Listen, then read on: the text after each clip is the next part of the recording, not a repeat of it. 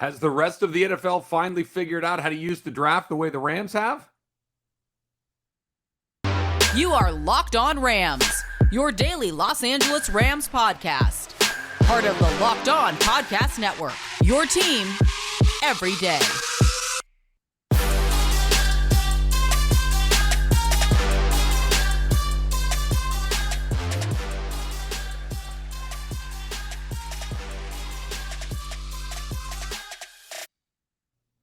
Thanks for making Locked On Rams your first listen every single day. My name is Travis Rogers. I am the host of the Rams pregame show, their postgame show, and their halftime show as well. I've been doing it since the Rams came back to Los Angeles way back in 2016. Thanks for making us your first listen every day, your team every day.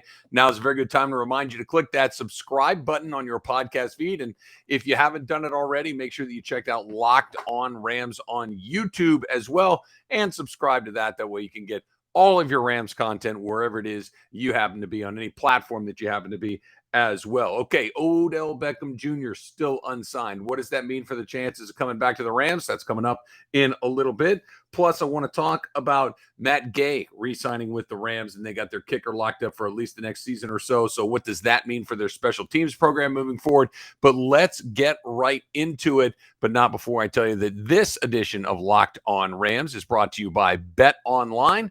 BetOnline has you covered this season with more props, odds, and lines than ever before. BetOnline, where the game starts. Okay, so let's get right into it. The draft is just about a little bit more than a week away. We're getting closer and closer to we're finding out who all these teams are going to take with all these draft picks that they covet, like they are covered in gold and they are worth more than actual NFL players. And you got to have draft picks if you're going to have a sustainable future, et cetera, et cetera. We've heard all of these things before, right? Obviously, the Rams have taken a very different approach when it comes to the draft, especially high draft picks, first round picks, second round picks, and whatnot. This is something that the Rams have eschewed in preference for taking proven NFL commodities. Well, put that aside for half a second. Talk a little bit about the salary cap and what that has meant in the modern NFL. We've seen all sorts of teams. They'll use Green Bay as a good example of somebody opting not to sign Devontae Adams. They trade him to Green Bay as opposed to pay him and all the things that come along with that.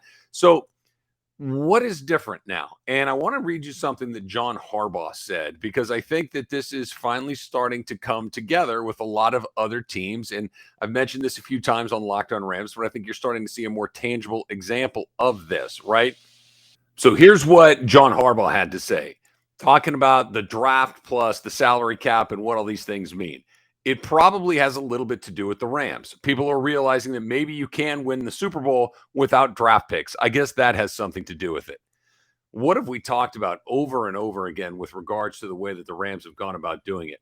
That they figured out, Moneyball. Let's go back to Moneyball for a second, right? In baseball, this idea of exploiting market inefficiencies, this idea of finding value where other teams cannot. And the way, and to put this in the most simple terms, right? Instead of valuing things like RBIs and batting average and things like that, basically what Moneyball was is we're just going to find guys that get on base. It doesn't matter whether they get on base by a hit. It doesn't matter if they get on base by a walk. And there really is no difference between a guy that, hits a ground ball to second base for an out or a guy that strikes out on 3 pitches for an out. An out is an out. On base is what matters. Doesn't matter how you make outs. It matters what sort of hits you get. And that's why doubles and triples and home runs are more valuable. Right. And the A's were kind of ahead of the market in this, and they were able to exploit a market inefficiency. It's kind of what the Rams have done as well. The Rams have figured out a way to exploit other teams' desire for draft picks. Oh, we got to have picks. What are we going to do without picks? Without picks, we don't have any players. Well, what about the players that you do have? What about the players that have already proven in the NFL that they're going to be high-level NFL players? Why are we taking a chance on a guy that may or may not? Because even in the first round, you're basically talking about a 50-50 shot. For every guy that you nail, you're going to get one wrong. And for every guy that you find late in the draft, you're going to get guys wrong early in the draft. So why would I want to say, well, I got 2 first-round picks? What are the chances of getting 2 first-round picks where either one of those players is better than Jalen Ramsey? Almost zero. Literally almost zero. Once in a blue moon, there's somebody that's very obvious coming out of the draft, and you take that person and everything works out perfectly. Otherwise, it's usually a pretty good guess. Sometimes it's right. Sometimes it's wrong. But this is what the Rams have done. And this is why you hear John Harbaugh said with this, well, probably has something to do with the Rams and the success that they've had. Well, you think so? Of course it does. Of course the Rams have found a way to do things differently and saying, you take the picks, I'll take the players. It's not unlike a lot of NBA teams. It's something that the Lakers have done for a long time. You take the picks, we'll take the players. Now, the flip side of this is what happens to the Lakers just a minute ago, where the whole thing comes unglued, where Anthony Davis is hurt, Russell Westbrook is a bust, LeBron is old, and all of a sudden, it's very difficult to see your way out of it because you don't have any picks, you don't have any assets to trade. That's the flip side of this.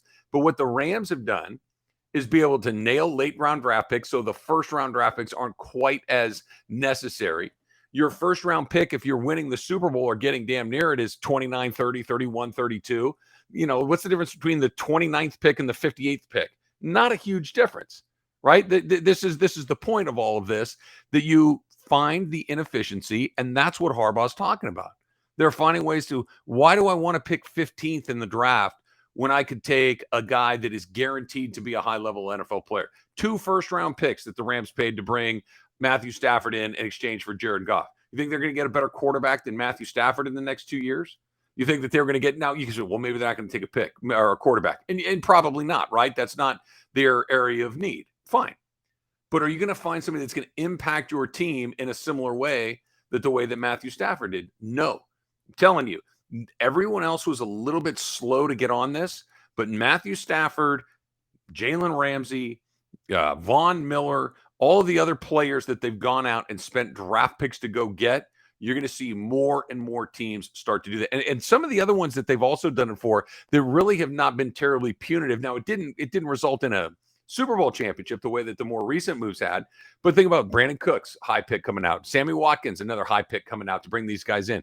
If the Rams missed it, does it feel like they're light in a bunch of different places? You're always going to be light in 1 or 2 spots, right? And we talked about this. We talked about cornerback. We talked about maybe some offensive line depth for the Rams. But this is the way that you're going to see in more and more teams. So here, you take my first-round draft pick. You give me your best player. You take 2 of my first-round draft picks. Give me your best player. The Browns just did what they did, 3 first-round picks to Houston to go get Deshaun Watson. Now, will it work? I don't know. What are the odds of them finding a quarterback as good as Deshaun Watson in the draft? Virtually zero. Virtually zero. Now, Deshaun Watson's a special case for all the obvious reasons, but you can see the writing on the wall. Now, the next move for the Rams will be, and I don't know if they do it now. I don't know if it's 5 years from now, 10 years from now, or whether the pendulum starts to swing back the other way. But at some point, you start to go, okay, if everybody's going to start to overpay for these assets, now the draft picks become more valuable because somebody isn't worth 3 or 4 or wherever it might get to. But then when you're first to go the way that the Rams have, and you see it better than other people have, of course, you're going to start to see people try to chase it the way that John Harbaugh has.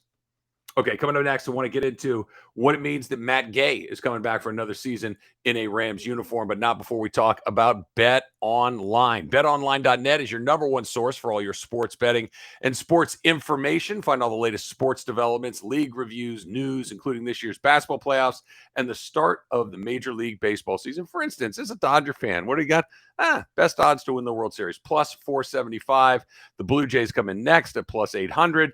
Astros, boo, plus 1,000 along the way. Even the other team here in town, the Angels, not terrible, plus 2,200 along the way. Point is, all of this stuff is available at BetOnline. Head to the website today or use your mobile device to learn more about the trends and action. It's your continued source for all your sports wagering information, from live betting to playoffs, esports, and more. BetOnline, where the game starts.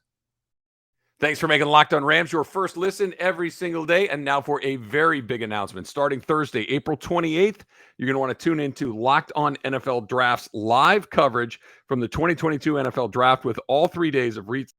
All right, so the Rams have their kicker locked up for the upcoming season. Matt Gay he signed a restricted free agent offer. They placed an original round tender on both Gay and linebacker Traven Howard, also restricted free agent, way back on March 16th.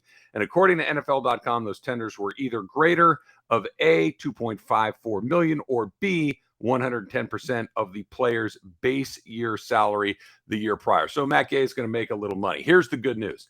This is somebody that is coming off of a Pro Bowl season. This is somebody that presumably is right in the middle of their prime at 28 years old. And here's the biggest thing. He made 32 of 34 field goal attempts last year, 48 of 49 extra point attempts. And in the playoffs, he made another 8 of 10 field goal attempts. And of course, he kicked that game winner against the Bucs. Okay.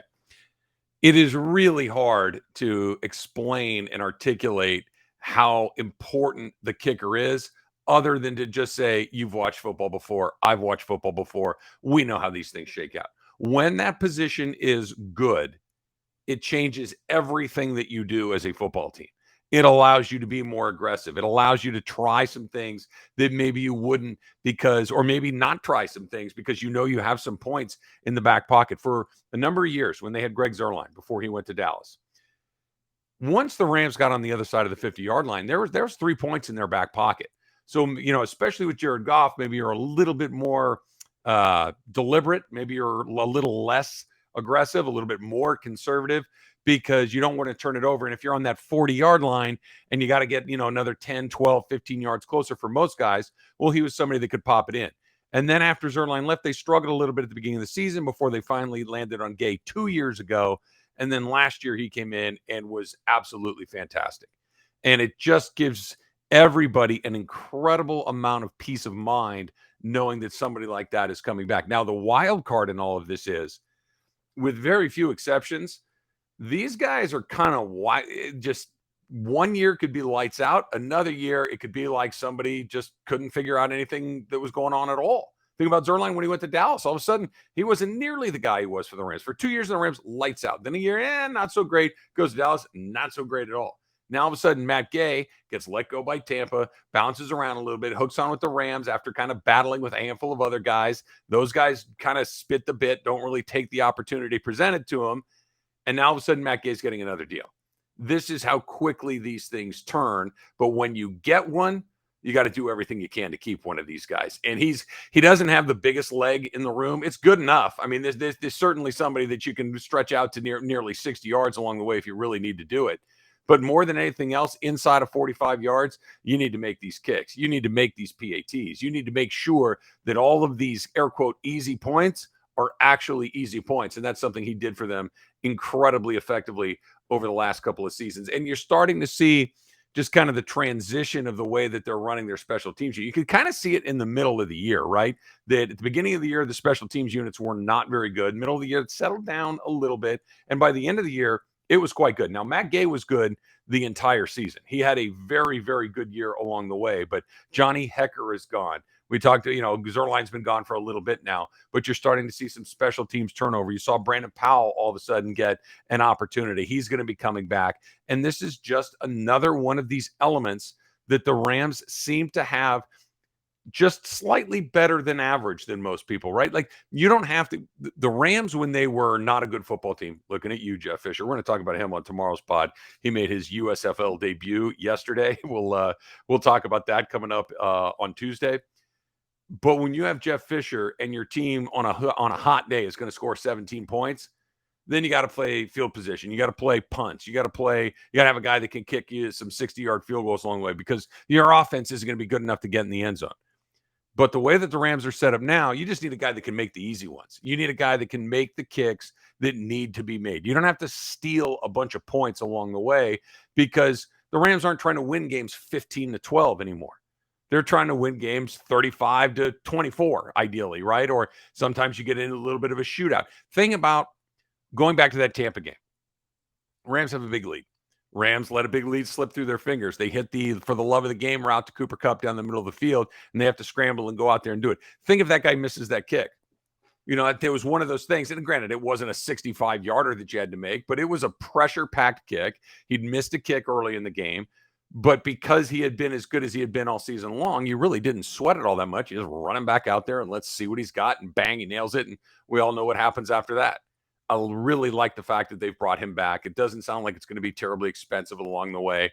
You're not in that point where you're paying your special teams players a whole bunch of money. Johnny Hekker made some real money along the way, right? And good for him. He's a Pro Bowler. Johnny Hecker's a borderline Hall of Famer, but you can, especially with the Rams the way that they are with their salary cap, if you can save a few bucks here and there and not have to pay for it in things punting and kicking and things like that, Not a bad place to do it. So just another kind of under the radar thing, something that maybe is not going to move the needle and show up a lot of different places. But knowing going into your season that you've got your kicking game in order is a really, really, peace of mind sort of order of business that the Rams have locked up already. Okay, Odell Beckham Jr. is still a free agent. The Rams are reportedly the front runners for that. What exactly does that mean? That's coming up next. I think I need my Built Bars more than ever today. It was a weekend, played a little golf, went out and had a couple of drinks and whatnot. Maybe hadn't had a hamburger, French fries, all that kind of stuff. And, sometimes you make some bad choices. So doesn't it feel good to make some good choices on the other side too, to kind of equal out to, as my friend DeMarco Farr says, play for the tie a little bit?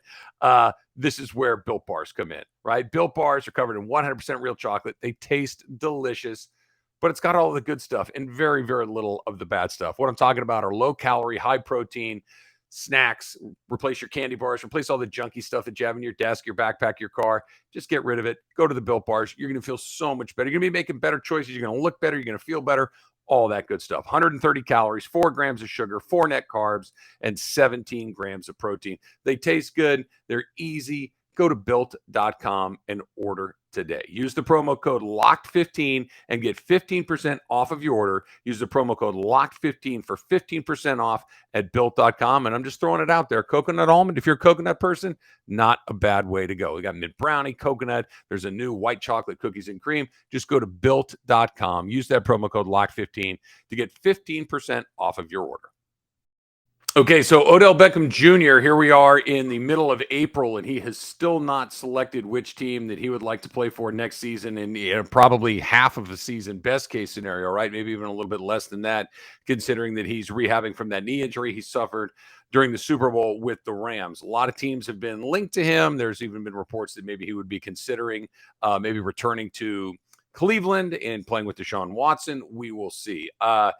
There was a report, Ian Rappaport was on the Pat McAfee show, and he still believes that the Rams are the leaders in the clubhouse. He said, quote, "It's not a guarantee. I don't think it's a slam dunk that he goes to the Rams, but they certainly seem like they're the leader in the clubhouse. He liked it there. I know he likes LA. I know they know more about his medical than any other team. Their team doctor did the surgery. Other teams are interested, but that to me seems like the most likely scenario." I think the Rams are in a really good spot with this one. I think this is something that they get to dictate the terms here, right? And not that you want to sign a guy under duress, not that you want to sign him and have him feel bad about the deal. I don't think that ultimately serves anybody well at all. If a guy's coming in because, he feels like you squeezed him a little bit, that's not a good deal. But what it does allow the Rams to do is negotiate from a position of strength. It does allow them to negotiate with something along the lines of, listen, we want you, we're willing to pay you the going rate, but we're not going to pay you a premium on top of that because, quite frankly, as much as they would love to have him and as good of a fit as he was and the chemistry that he and Matthew Stafford developed together over the last 2 months of the season and certainly in the postseason was evident, they don't have to have him. He's a luxury item. Now, the Rams have made a lot of hay and won a lot of games by going and getting luxury items, but that's really what he is. Because let's look at what you have without Odell in the mix. You've obviously got Cooper Kupp as your number one guy. You've got Allen Robinson, your new guy, as a number two guy. You'd expect him to have a very big year. That Matthew Stafford is clearly the best quarterback that he's ever played with in his entire career. So you'd expect Robinson's numbers to spike a little bit this upcoming season. Van Jefferson has established himself as a very viable NFL wide receiver. Is he a Pro Bowler? Probably not. But is he a guy that can be your third best wide receiver on a very good team? Absolutely he is. He just proved that as much this last season.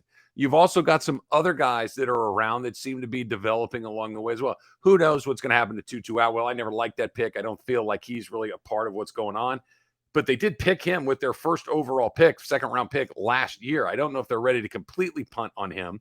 So there's another opportunity there. There's guys like Ben Skoranek who got some important snaps during the Super Bowl along the way. So he certainly has had his stock rise a little bit along the way. And this is all without Odell Beckham Jr. This is not a position of need for the Rams. This is a position of want, potentially. Do you want OBJ? Of course. Who wouldn't? He just reestablished himself as a difference maker in this league. But this is not a team that has to move heaven and earth to get him done because they don't have to do it. They can win. The Rams can win the NFC West without Odell Beckham Jr. The Rams can make a playoff run without Odell Beckham Jr. The Rams could potentially win another Super Bowl without Odell Beckham Jr. The flip of that is it's a lot easier with him. The flip of that is if he was that good with them for a few months and really no ramp-up time to speak of. Remember, they traded him. They ended up playing with him on a Monday night a couple of days later. He didn't make much of an impact, but he was out there. What if we got an entire offseason program? And I understand he's rehabbing an injury, but he's going to be around. He's a smart guy. He understands how to play football. And all of a sudden you had a half a year together. Now you drop him right back in, say maybe around Thanksgiving, maybe a little bit thereafter, depending on his health, and go from there. It's a big opportunity for them, a very big opportunity for him and for them. And then the biggest thing I think that the Rams have going for him is I don't know what the market is for a guy who's coming off of a second knee injury, who outside of Los Angeles has been a guy that's had trouble with other people, whether it's quarterbacks, executives, whatever, media, whatever it might be. None of that's going on here. So the Rams have a lot of advantages here. And then again, they're the defending Super Bowl champs. They play in SoFi Stadium. They've got Sean McVay as their head coach. They've got a high-level quarterback that works really well with him. The pitch to Odell is a very, very compelling one. Now, maybe somebody comes in a little heavier on the money, a little bit, maybe a longer term, more of guaranteed dollars, whatever it might be. Then good for Odell. If he gets it, and go take it. And, thanks for everything that you've done here. But I think the Rams are negotiating from a particular position of strength for this. And I don't think they're going to squeeze him. I don't think that they're going to make him take a bad deal potentially. But I think it's one of those times that when you can actually feel decent about walking away from the negotiating table, you're probably going to get a little better deal than if you absolutely have to have that guy. And that's where the Rams are right now.